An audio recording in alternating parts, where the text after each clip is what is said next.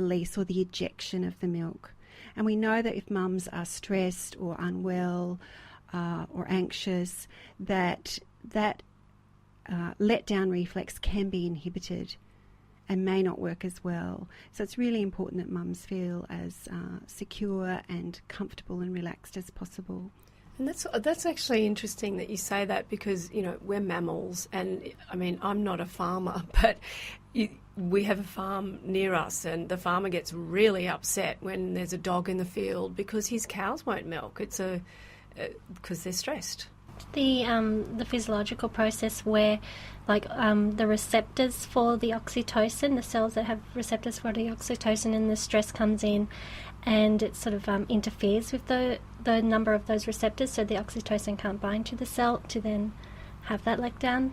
So we know then when babies have to have, you know, they say there's an old joke that what does breastfeeding and real estate have in common? It's all about position, that babies need to be in an optimal position. So babies have their chin to breast and chest to chest, so that they can be right in line with the nipple and get a really good mouthful of the areola, which means then they're going to be stimulating all of those nerve endings.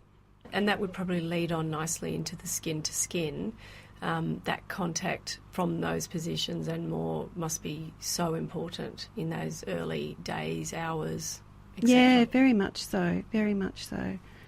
The World Health Organization recommends exclusive breastfeeding for up to 6 months of age, with continued breastfeeding along with appropriate complementary foods up to 2 years of age or beyond. And we had that a bit at the start of the show. Further to this, evidence shows that breastfed babies are less likely to suffer from necrotizing enterocolitis, which is damage to the intestinal tract, particularly for premature babies, that one, diarrhea, respiration illness, middle ear infection, type 1 diabetes, childhood leukemia.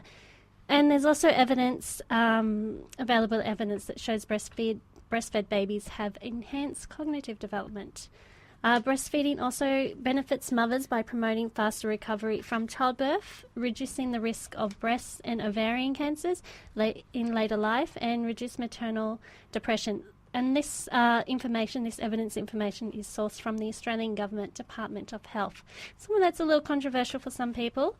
But anyway, going on, the 2010 Australian National Infant Feeding Survey results showed that around 90 to 96% of mothers initiate breastfeeding. However, by 3 months, less than half, at 39%, are exclusive breastfeeding, and less than 1/4, that's 15%, by 5 months. So less than 15% are meeting that 6-month goal recommended by the World Health Organization. Samaya, we know that most women are initiating breastfeeding, and sometimes, despite a deep desire to breastfeed, things don't always work out. Can you go into a bit about what are some of the reasons why we have such low rates of breastfeeding to 6 months and then further even beyond that? Yeah, it's quite a shocking statistic, really, to think that most women go through their pregnancy and have their baby determined to breastfeed, and that it's really important that they want to do it. But yet by 12 months, you know, so many babies are not being breastfed. We know that the World Health Organization recommends a minimum of 2 years breastfeeding, and we are well below reaching that target. There's reasons why they have those. It's not just that we've got access to clean water and things, but there are clear other health reasons why they set that as a health target, that breast milk is a primary food for a baby for 12 months and then a supportive food for beyond that. There are lots of reasons. A lot of it, I think, comes down to a lack of support and a lack of information. I think for a long time, things have certainly changed a lot, you know, even in the last 10 years. But, formula feeding was the norm through the 70s and, you know, going into the 80s. I think things then started to change a bit more. Women started to become more informed. The Australian Breastfeeding Association was developing and expanding, and women were able to access a lot more information. I think some of the other reasons are advertising of formula milks and how that really played a huge impact on women's decisions. The formula companies have a spurious sort of history of, spurious sort of advertising campaigns in the 60s they used to dress up their salespeople as nurses and send them into maternity hospitals to promote their products. They would provide inducements for paediatricians and doctors to promote their products. So Australia did then sign the World Health Organization code on the marketing of infant formula, so that there are very strict guidelines about how infant formula can be marketed. That came out of the Nestlé Monster campaign of the 1960s, where there was a very famous picture of a woman who had two babies. One was breastfed and one was fed formula, and the formula baby was very, very sick. And if we think we're protected from that advertising in Australia, we're kind of deluding ourselves a bit, because we no longer have an independent arbitrator that monitors the marketing of baby formula in Australia. That was disbanded a few years ago. About 6 months before it was unfunded, that committee had found one company in Australia to be in breach of the WHO code because they had provided movie tickets and a meal to medical students at a seminar to promote their product. We just have to be very mindful that if you've got a new baby and you're experiencing some tiredness, you come up to the counter and you see that sort of packet and you think, oh, maybe I should get it and keep it in the cupboard, and it really undermines your confidence in breastfeeding, and I think confidence is a big issue. Confidence, that's interesting you say that with confidence as well, because there's so many mixed messages from the birth on of you should breastfeed this way, this is going to work for you, no, you need a nipple shield, no, you need this, get a lactation consultant, and women losing their instincts as well, and that's what you were touching on earlier as well with support. Yeah. How does a mum know which way is going to work when none are working quite properly at the beginning? Yeah, that is an important issue, that you can get lots of conflicting advice. I think it's getting better, certainly in the hospital systems. I think they're sort of getting a more one approach, and that is to provide women with lots of options. We're all individuals. We all have different feeding habits and different sleeping habits, and so do babies. They are as individual as us. Some babies, like adults, will graze all day. Some will just have really long spaced out meals like some humans. But that conflicting advice comes often from friends and family, well-meaning often, where people say, oh, you're so tired, well, I'll feed the baby, you go and have a lie down, or you go and do this. Whereas actually mum needs to go to bed with the baby.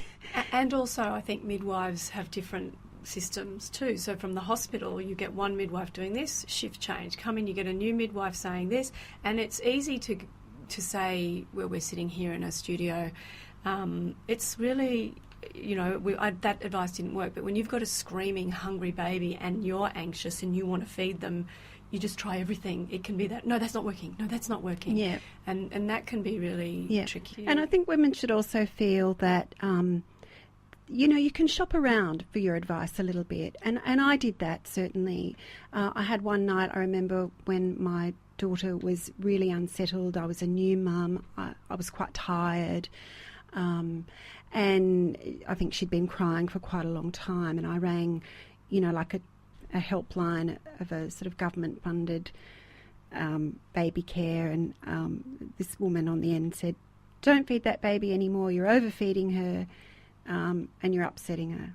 And I got off the phone, I felt totally deflated, I felt unsupported, I felt like I was doing a really bad job.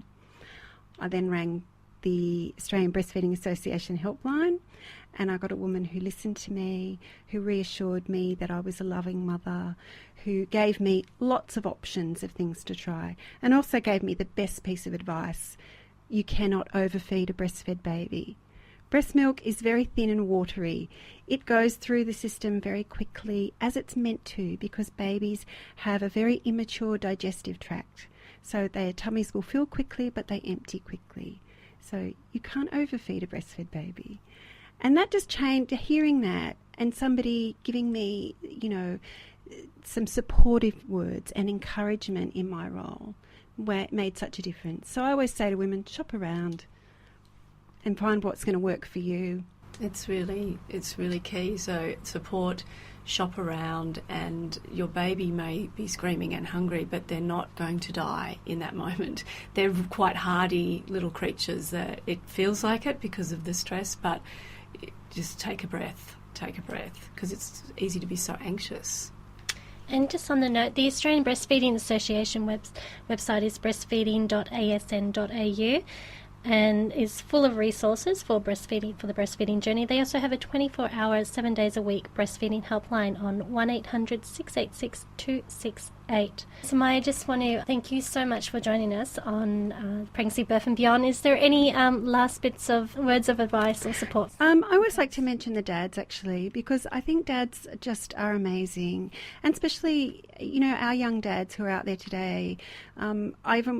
My son loves the AFL, and I watched the Brownlow recently with him, and a lot of those men were talking about their wives, or partners who would probably have to disappear for a while to breastfeed. I don't think I would have heard that 5 years ago.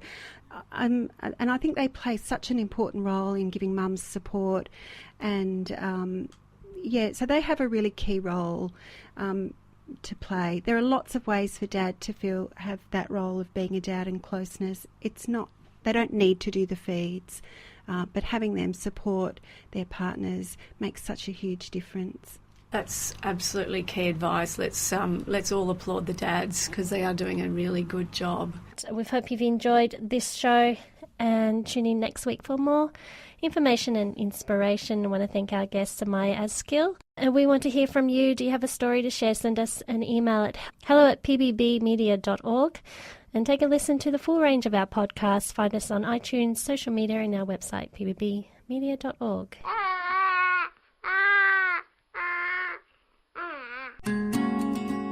We hope you've enjoyed this week's Pregnancy, Birth and Beyond show. Tune in next week for more radical and soulful radio, bringing us full circle. Our radio show now has a Facebook page.